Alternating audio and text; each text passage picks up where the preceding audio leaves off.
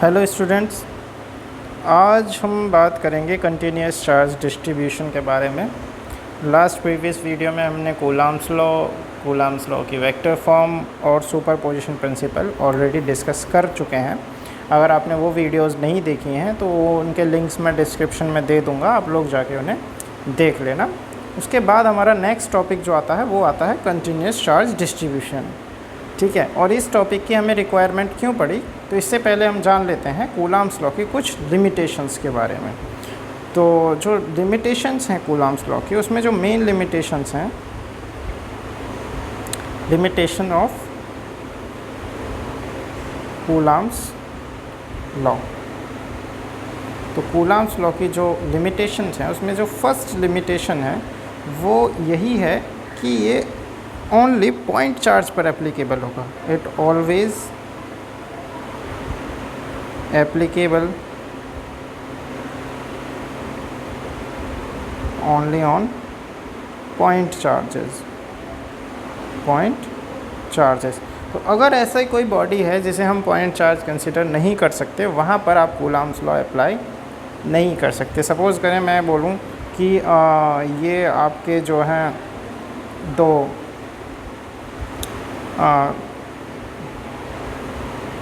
Charge हैं या charge bodies हैं, यहाँ मैं बॉडीज़ मान रहा हूँ इनको। ठीक है, ये आपकी दो चार्ज बॉडीज़ हैं और इनके बीच की जो डिस्टेंस है यहाँ से इस सेंटर से इस सेंटर तक, ये डिस्टेंस मैंने माना कि सपोज़ करो 2 मीटर है।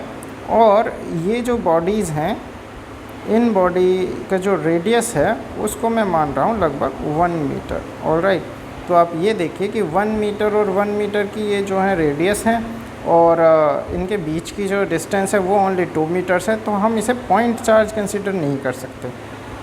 It is not a point charge. ठीक है, तो आप ये नहीं कह सकते कि ये दोनों कितना फोर्स एक दूसरे पे लगाएंगे। नेट फोर्स यहाँ आप कूलाम्स लॉ का यूज़ करके नहीं निकाल सकते, ये गलत हो जाएगा। और ये सिर्फ मैं एक क्या कह रहा हूँ, ये एक मैंने एग्ज़ाम्पल के लिए इस तरह की बॉडीज़ ली हैं। बॉडी किसी भी शेप में हो सकती है। बॉडी आपकी ट्रायंगुलर शेप में हो सकती है, सही है। बॉडी आपका कोई टेबल या कुछ भी ऐसा जिसे आप पॉइंट चार्ज ना मान सकें, वहाँ पर हम कूलाम्स लॉ अप्लाई नहीं करेंगे। ऑलराइट, तो इस केस में हम इन दो बॉल्स को भी हम पॉइंट चार्ज नहीं मान रहे हैं, तो सीधा सीधा हम कूलाम्स लॉ यहाँ पर हम नहीं अप्लाई कर सकते। ये इसकी एक लिमिटेशन है। ठीक है, तो ये इस लिमिटेशन के बाद दूसरी अगर लिमिटेशन की बात करूँ तो देखो मेन तो हमें इसी लिमिटेशन पे बात करनी है, लेकिन अगर दूसरी की बात करूँ तो ये लेस देन 10⁻⁻15 मीटर की जो डिस्टेंसेस हैं, सही है, of distances, Coulomb's law is not applicable there. See here,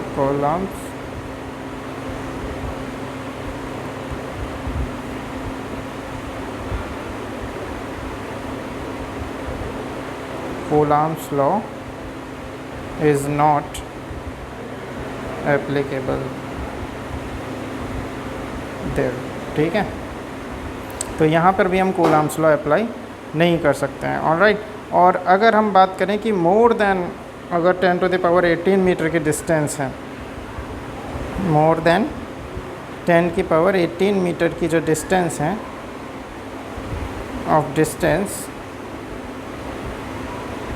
coulombs law हम वहाँ पर भी अप्लाई नहीं कर सकते। Not cover in coulombs law, सही है। ओके, तो इस तरह से हमारी कुछ लिमिटेशंस हैं। तो जहाँ पर पॉइंट चार्ज नहीं है, हम इसके बारे में बेसिकली यहाँ पर बात करेंगे।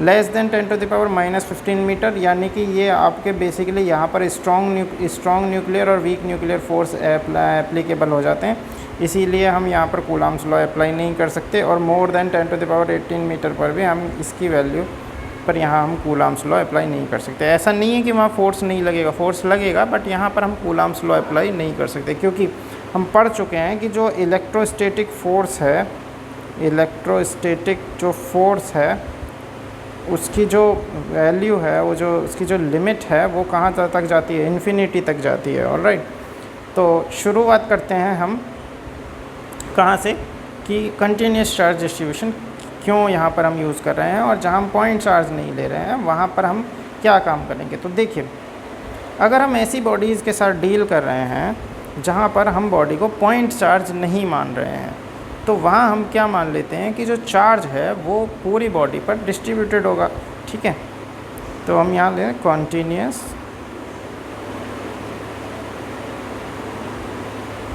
Charge distribution, continuous charge distribution. सही है। तो कंटिन्यूस चार्ज डिस्ट्रीब्यूशन में क्या है, सपोज़ करें अभी तक हम क्या मानते थे कि हमारे पास एक पॉइंट चार्ज है। ठीक है, तो जब पॉइंट चार्ज होगा तो सारा का सारा चार्ज इसी पर ही होगा। ठीक है, लेकिन अब मैंने बोला कि इस चार्ज की वैल्यू q है, तो ये q चार्ज जो है इस पूरे पॉइंट पर ही डिस्ट्रीब्यूट होगा। लेकिन अगर मैंने सपोज़ करो कोई और बॉडी ले ली, सपोज़ करो ये बॉडी ले ली, और ये जो बॉडी है इसको मैं कैसी मान रहा हूँ, ये हॉलो बॉडी है। कैसी बॉडी है, हॉलो, या सॉलिड भी ले सकते हैं, कोई दिक्कत नहीं है। तो अभी मैं हॉलो बॉडी मान रहा हूँ इसको।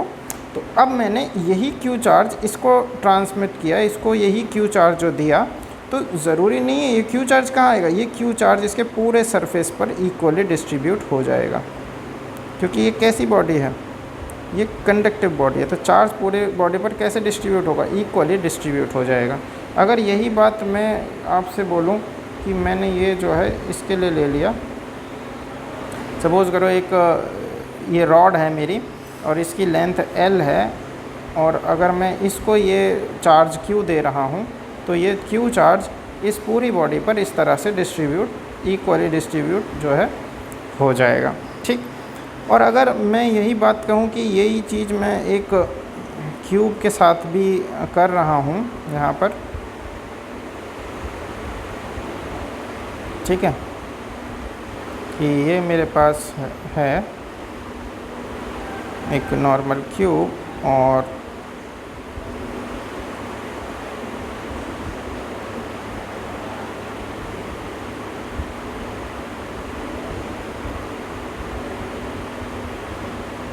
ठीक है, अगर मैंने यही q चार्ज इसको जो है ट्रांसमिट किया, सेम q चार्ज, तो ये इस पूरे वॉल्यूम पर डिस्ट्रीब्यूट होगा।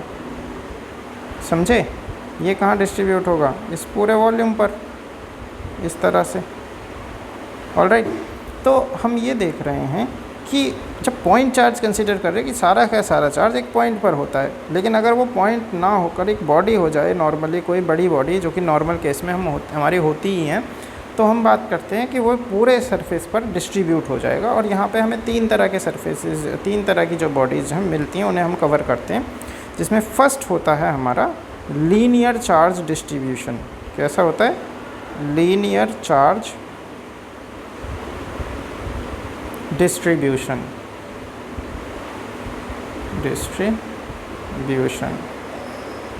ठीक है, तो देखिए लीनियर चार्ज डिस्ट्रीब्यूशन में क्या है कि हम एक लीनियर बॉडी की यहाँ पर बात करेंगे। किसकी बात करेंगे, एक लीनियर बॉडी की। सपोज़ करें कि आपके पास एक रॉड है, या आप कोई वायर मान सकते हैं।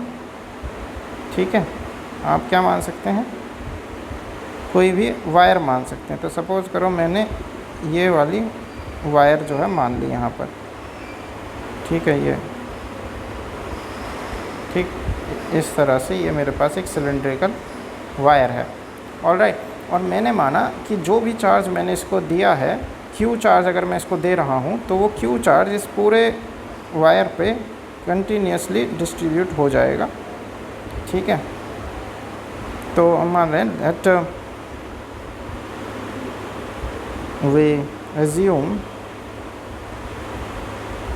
that we are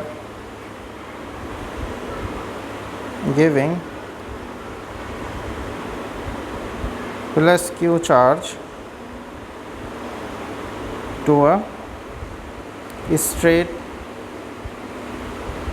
wire, या हम इसको कंडक्टर भी बोल सकते हैं। ठीक है।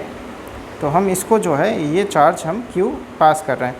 सो then this charge is equally distributed to all over its surface, all over its surface, all right, equally, सब जगह इक्वली डिस्ट्रीब्यूट होगा। तो ध्यान रखना ये जो चार्ज का डिस्ट्रीब्यूशन होगा ये इक्वल होगा, अनइक्वल डिस्ट्रीब्यूशन में हम यहाँ इसको काउंट नहीं करेंगे, ठीक है। तो इस चीज़ का बहुत अच्छे से जो है ध्यान रखना कि हम इक्वल डिस्ट्रीब्यूशन की ही यहाँ पर बात कर रहे हैं, कंटिन्यूस डिस्ट्रीब्यूशन का यही मतलब है।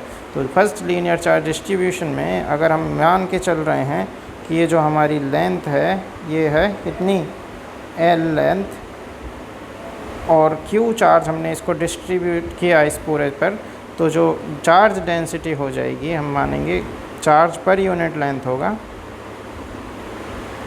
चार्ज पर यूनिट लेंथ होगा, वो कितना होगा, Q/L। अब यूनिट लेंथ का क्या मतलब है, यूनिट लेंथ का मतलब है 1 मीटर की या 1 सेंटीमीटर की, जहाँ पर हम वैल्यू लेंथ की क्या ले रहे हैं, यूनिट, उसको बोलेंगे हम यूनिट लेंथ। तो इससे फ़ायदा क्या होगा, सपोज़ करें ये कितनी भी लंबी वायर हो सकती है, ये 1 मीटर की हो सकती है, ये 100 मीटर की हो सकती है, 1 किलोमीटर की हो सकती है, इसकी कुछ भी वैल्यू हो सकती है। तो अगर कंटिन्यूस चार्ज डिस्ट्रीब्यूशन है यानी कि हर एक पार्ट पर इक्वल चार्ज मिलने वाला है, तो अगर आपको पर यूनिट लेंथ, सपोज़ करो आपको 1 मीटर पर पता है कि मेरा 2 कूलम का चार्ज होता है, तो आपको अगर कोई कहे कि भाई 25 मीटर पर बताओ, तो आप सीधा सीधा काउंट करके बता दो कि 25 × 2 यानी कि 50 कूलम का चार्ज यहाँ होगा। तो ये होता है कि अगर आपको पर यूनिट का पर यूनिट चार्ज पता है, यूनिट चार्ज के लिए यूनिट लेंथ पर आपको चार्ज की वैल्यू अगर पता है, तो आप कितनी भी लेंथ हो, ज़रूरी नहीं वो 25 ही होगी, हो सकता है वो 75 मीटर के लिए पूछे, हो सकता है वो 75 किलोमीटर के लिए पूछ ले, ठीक है। तो आप सीधा सीधा इसमें क्या करोगे, 2 की मल्टीप्लाई करके आप इनकी जो है वैल्यू इसको डिफरेंट टर्म में आप बता सकते हो। तो ये जो है हमें फ़ायदा यहाँ होता है यूनिट लेंथ पर चार्ज निकालने का, और इस टर्म को हम बोलते हैं लीनियर चार्ज डेंसिटी। क्या बोलते हैं, लीनियर चार्ज डेंसिटी। तो देखिए मैं यहाँ लिख देता हूँ, this is linear charge density, और इसको निकालने का मतलब है कि आपको अगर लीनियर चार्ज डेंसिटी पता है तो ये पर यूनिट लेंथ पर आपको चार्ज की वैल्यू बता देगा। उसके बाद कितनी भी बड़ी लेंथ हो आप सीधा इससे मल्टीप्लाई करो और आपको चार्ज मिल जाएगा। तो लीनियर चार्ज डेंसिटी इसको हम लैम्डा से रिप्रेजेंट करते हैं, और इसका मतलब होता है it is the value of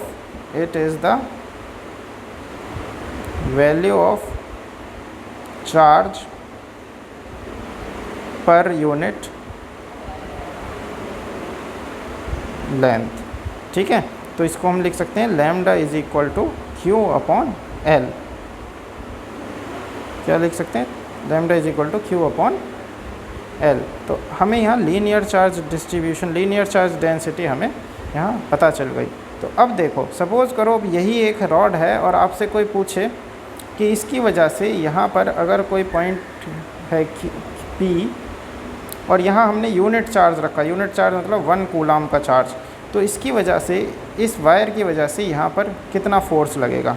तो नॉर्मल हमें क्या समस्या आती थी, नॉर्मल समस्या हमें ये आती है यहाँ पर कि यहाँ से अगर हम इसे पॉइंट चार्ज नहीं कंसीडर कर सकते तो यहाँ के डिफरेंट पॉइंट से यहाँ की वैल्यू जो है वो अलग अलग हो जाएगी R की। अगर यहाँ से R ले रहे हो तो ये R2 अगर माने, और यहाँ से अगर ले रहे हो तो ये R3 माने, तो ये सब डिफरेंट होगा। तो हम कौन सा ले सकते हैं, तो इस प्रॉब्लम से हमें सॉल्व करने के लिए हमें यहाँ पर कंटिन्यूस चार्ज डिस्ट्रीब्यूशन का जो है हेल्प लेनी पड़ेगी। तो कूलम लॉ इसीलिए एप्लीकेबल नहीं है यहाँ पर। कूलम लॉ एप्लीकेबल क्यों नहीं है, क्योंकि यहाँ पर आप जो है डिस्टेंस की प्रॉब्लम एक तो हो जाएगी, और पॉइंट चार्ज इसे हम कंसिडर कर नहीं सकते, ठीक है। तो इसके लिए हम क्या मान लेते हैं, हम एक छोटा सा लेंथ एलिमेंट मान लेते हैं, इसको हम बोलते हैं DL, सही है। तो हम क्या मान लेंगे, let us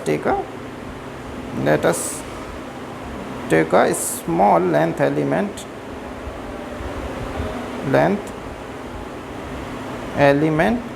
called dl which is so small, जो इतना स्मॉल है कि हम इसे पॉइंट चार्ज कंसिडर कर सकते हैं, which is so small that we consider it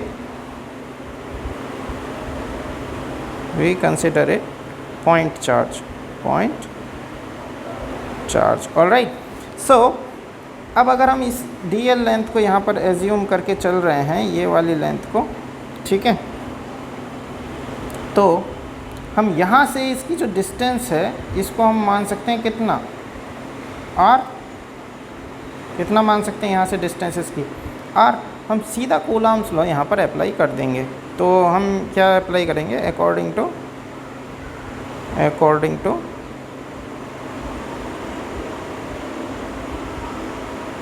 Coulomb's law, F जो लगेगा फोर्स वो कितना होगा, 1/4 pi epsilon not Q1 Q2। अब देखिए Q1 की वैल्यू क्या है, अब सवाल यहाँ है, तो मैं मान लेता हूँ, let us suppose the charge on this small length element is dq into Q2 कितना है, हम यहाँ मान रहे हैं unit charge that is 1 coulomb, तो इसको हम मान लेंगे 1। ऑलराइट, तो मैं लिख देता हूँ यहाँ पर, we assume that length element dl has a small charge dq। Alright, तो जो लेंथ एलिमेंट dl है उसके पास बहुत छोटा सा चार्ज है dq अपॉन डिस्टेंस कितनी है r²। तो हमारा ये सीधा फॉर्मूला यहाँ पर अप्लाई कर दिया। अब सवाल है कि what is the value of charge this dq। तो हम यहाँ पर dq कैसे निकालें, अगर हमें पता है if lambda is the surface charge density, the surface charge density, surface कह रहा हूँ, linear charge density, linear charge, क्योंकि यहाँ सीधी लेंथ है ना, तो लीनियर चार्ज आएगा। ऑलराइट, अगर लैम्डा हमारी जो है वो लीनियर चार्ज डेंसिटी है, तो हम लिख सकते हैं कि लैम्डा इज इक्वल टू होगा चार्ज पर यूनिट लेंथ, यानी dq ओवर dl। ठीक है, तो हमें यहाँ dq कितना मिल गया, dq की वैल्यू मिली लैम्डा इंटू dl। इस dq की वैल्यू को हम इस फर्स्ट इक्वेशन में यहाँ पर पुट कर देंगे, तो हमें मिलेगा f vector is equal to, और सॉरी ये हमारा df होगा, यानी कि अगर हमने स्मॉल लेंथ एलिमेंट माना है तो इसकी वजह से फोर्स भी कैसा होगा, स्मॉल। तो df vector is equal to 1/4 pi epsilon naught, और dq की वैल्यू हमारी लैम्डा dl अपॉन r²। तो ये है, this is the value of small force, this is the value of small force due to small length element, due to a small length element। ठीक है, तो small length element की वजह से हमें फोर्स यहाँ पर ये मिला, ये स्मॉल वैल्यू है फोर्स की, जो छोटे से लेंथ एलिमेंट की वजह से है। So for full length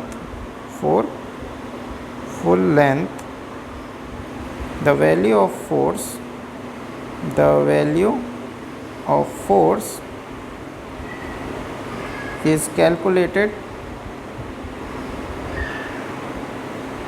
by the integration of this term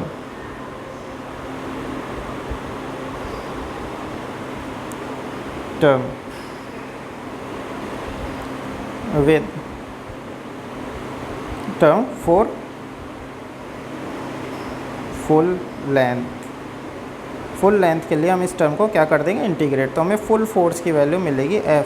क्या करेंगे, इसको हम 0 से L, यानी कि हमारी जो लेंथ है कितनी है, L है ना, तो L मानेंगे, 0 से L तक हम इसको कर देंगे इंटीग्रेट 1/4 पाई एप्सिलॉन नॉट और lambda dl upon r²।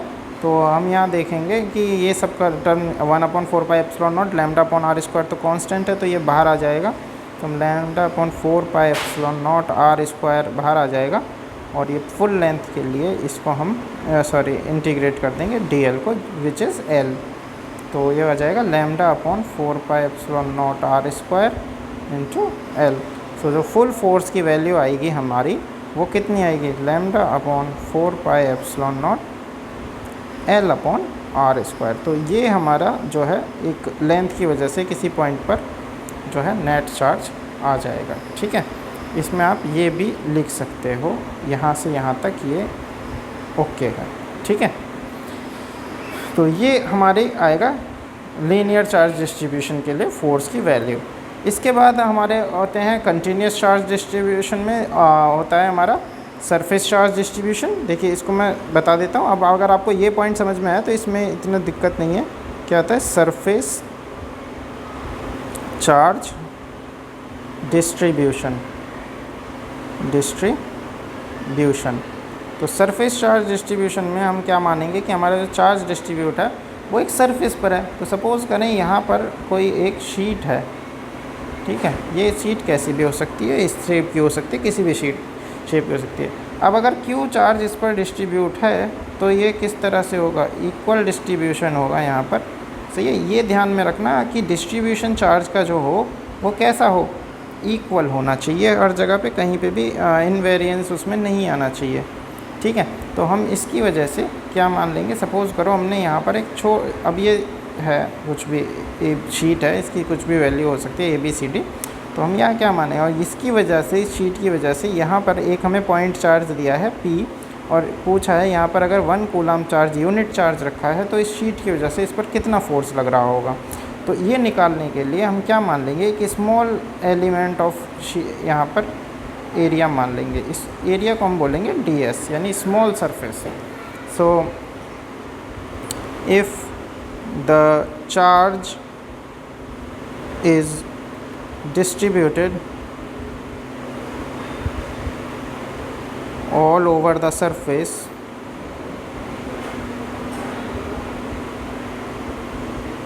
of a sheet, then the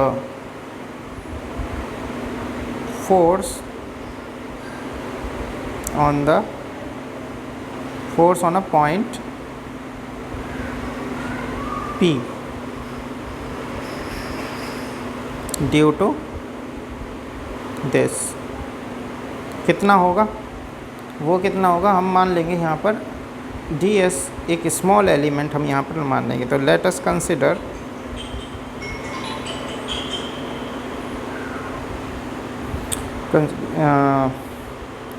DS is a small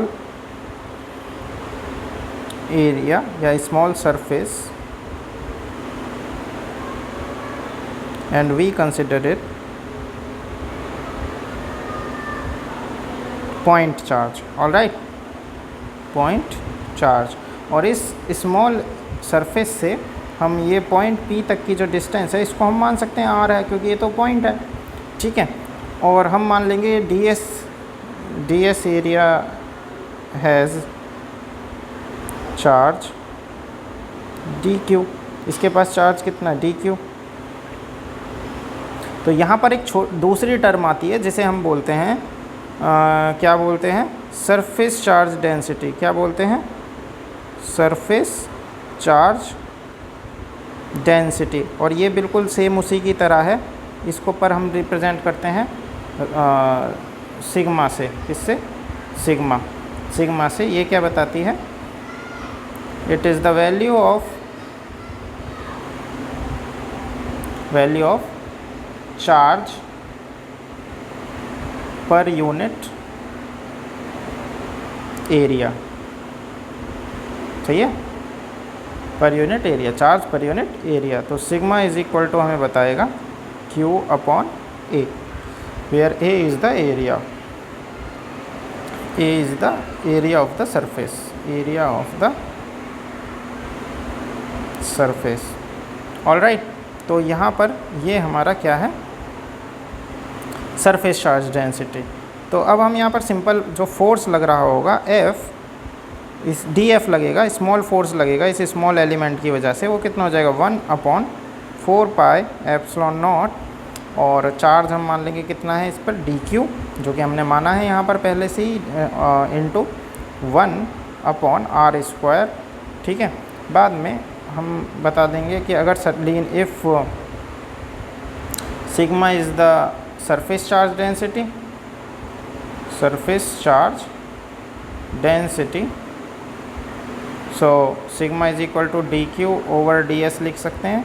so D S is equal to कितना हो जाएगा, sorry D Q is equal to कितना हो जाएगा सिग्मा डी एस, ये value हम यहाँ पुट कर देंगे।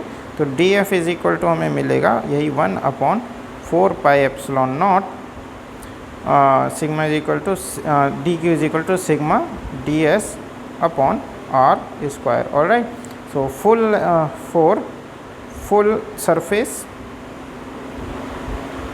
फुल सरफेस इसके हम इंटीग्रेट कर देंगे। एफ वेक्टर जो हमें मिलेगा वो हो जाएगा 1/4πε0 सिग्मा अपॉन r², और इसका इंटीग्रेशन कर देंगे फुल सरफेस के लिए, दैट इज़ ds। ऑलराइट, तो ये हमें मिल जाएगी किसकी वैल्यू, ये हमें मिलेगी अपने फुल सरफेस के लिए फोर्स।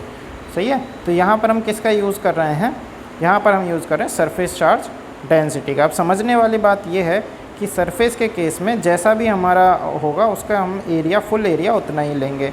जैसे अगर ये रेक्टेंगल है तो ये L इंटू बी हो जाएगा। ठीक है, और अगर हमारा सर्कल है, अगर हम सर्कल ले रहे हैं तो सर्कल के केस में हमारा एरिया πr² हो जाएगा। ठीक है, और अगर हम ट्रायंगल ले रहे हैं तो ट्रायंगल के केस में हमारा जो एरिया है वो कितना हो जाएगा, हाफ b इंटू h हो जाएगा। ठीक है, तो ये सारी टर्म हमें यहाँ पर लेनी है, जैसी भी कंडीशन होगी वैसा एरिया हमें यहाँ पर कैलकुलेट करना है। ठीक है, ऐसा नहीं है ds है तो आप एरिया के केस में, अगर हमने रेक्टेंगल के केस में लेंथ इंटू विड्थ ले लिया तो आप भी लेंथ इंटू ब्रेथ जो है उसका करके हर केस में जो है निकाल देंगे। तो जैसा एरिया होगा वैसे यहाँ पर हमें वैल्यू रखनी पड़ेगी। और तीसरा यहाँ पर टर्म आती है हमारी, थर्ड टर्म जो है वो है हमारी क्या, volume charge distribution. Volume charge distribution, तो वॉल्यूम चार्ज डिस्ट्रीब्यूशन कहाँ है, अब आप लोग आधा तो समझ ही गए होंगे कि अगर अब अगर हमारा जो चार्ज है वो किसी वॉल्यूम पर डिस्ट्रीब्यूट हो, सपोज़ करो ये है, ठीक है, और ये तो मैं नॉर्मली इस तरह से बना देता हूँ वॉल्यूम। ठीक है, और ये किसी भी तरह का हो सकता है, ज़रूरी नहीं है ये क्यूबॉइड की शेप में हो, किसी भी तरह का अगर कोई वॉल्यूम है, कोई भी ऑब्जेक्ट है, ठीक है, उस पर अगर चार्ज जो है डिस्ट्रीब्यूट है तो पूरे वॉल्यूम पे होगा। ठीक है, ज़रूरी नहीं है एक ही फेस पर है, वो पूरे वॉल्यूम पर ही उसका जो चार्ज है वो डिस्ट्रीब्यूशन होगा। तो हम क्या मान लेंगे, और इसकी वजह से कोई पॉइंट P है उस पर हमें फोर्स निकालना है, तो बिल्कुल सिंपल है। अब यहाँ पर हम छोटा सा एक वॉल्यूमेट्रिक एलिमेंट ले लेंगे। ठीक है, एक छोटा सा इतना वॉल्यूम एलिमेंट जिसे हम dV बोलेंगे, इतना छोटा जिसे हम पॉइंट चार्ज कंसिडर कर सकें, और यहाँ से इसकी जो डिस्टेंस मान लेंगे दैट इज़ r। तो वॉल्यूम चार्ज डिस्ट्रीब्यूशन में हम यहाँ पर ये मानते हैं वॉल्यूम चार्ज डेंसिटी, सॉरी मैं मान लेता हूँ, सबसे पहले तो ये लिख लेता हूँ, let us consider small segment of volume dV which is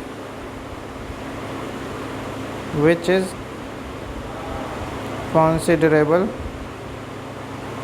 to point charge, जिसे हम पॉइंट चार्ज कंसिडर कर सकते हैं। ऑलराइट, सो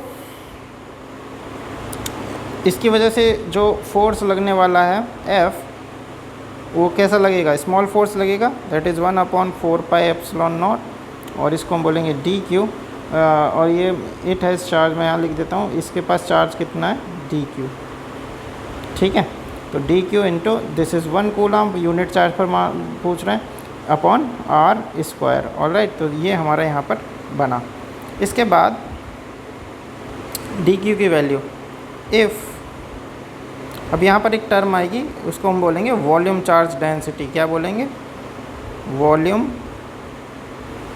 चार्ज डेंसिटी। तो वॉल्यूम चार्ज डेंसिटी को रो से रिप्रेजेंट करते हैं। ये क्या बताती है? Value of charge per unit volume, ठीक है, पर यूनिट वॉल्यूम। तो रो इज इक्वल टू हमारा हो जाएगा Q अपॉन V। ऑलराइट, तो अगर हमें पता है कि अगर हमारी वॉल्यूमेट्रिक चार्ज डेंसिटी जो है वो कितनी है, रो है, देखो रो है, तो हम यहाँ मान सकते हैं कि रो इज इक्वल टू होगा dQ ओवर dVV। तो dQ इज इक्वल टू हमारा कितना हो जाएगा? रो dV। तो सेम यहीं पर हमारा फोर्स निकल जाएगा, dF इज इक्वल टू हो जाएगा 1/4 pi epsilon naught rho dV upon R square. तो 4 ये भी हमारा सिंपल है, और 4 full volume, the value of force F vector हो जाएगा 1/4 pi epsilon naught rho upon R square, और इसको फुल वॉल्यूम के लिए हम इंटीग्रेट कर देंगे। तो देखिए फुल वॉल्यूम के केस में हमें वही लेना है, जो भी हम क्वांटिटी ले रहे हैं उसी की जो है हमें यहाँ पर टर्म लेनी है, उसी का वॉल्यूम लेना है। जैसे कि सपोज़ करो अगर आप एक सिलेंडर ले रहे हो तो हमें सिलेंडर का वॉल्यूम लेना है, ठीक है, सिलेंडर का वॉल्यूम पाई R स्क्वायर L। और अगर क्यूबॉइड ले रहे हो तो ए क्यूब, ठीक है। इस तरह से हमें अपने जो भी हमारी शेप है उसी के अकॉर्डिंग हमें उसका वॉल्यूम यहाँ पर लेना है, उसको इंटीग्रेट करना है, ठीक है। तो ये हमारा थी कंटिन्यूस चार्ज डिस्ट्रीब्यूशन, ठीक है। तो मैं यहाँ पर फिर से एक बार आपको शॉर्ट में बता देता हूँ कि जो कंटिन्यूस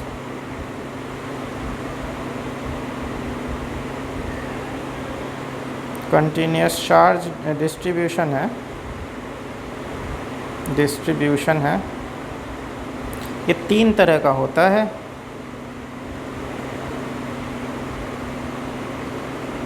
ये कितनी तरह का होता है? 3 तरह का। पहला होता है linear charge distribution,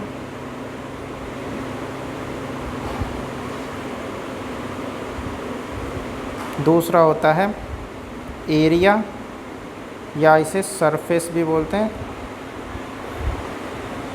surface charge distribution, और तीसरा होता है वॉल्यूमेट्रिक या सुपरफिशियल, सही है, या वॉल्यूमेट्रिक लिख लो, वॉल्यूमेट्रिक या सुपरफिशियल चार्ज डिस्ट्रीब्यूशन, ठीक है। तो 3 तरह का होता है। इसमें हम पढ़ते हैं लीनियर चार्ज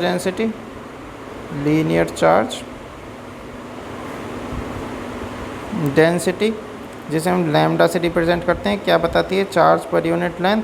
इसमें हम पढ़ते हैं एरिया चार्ज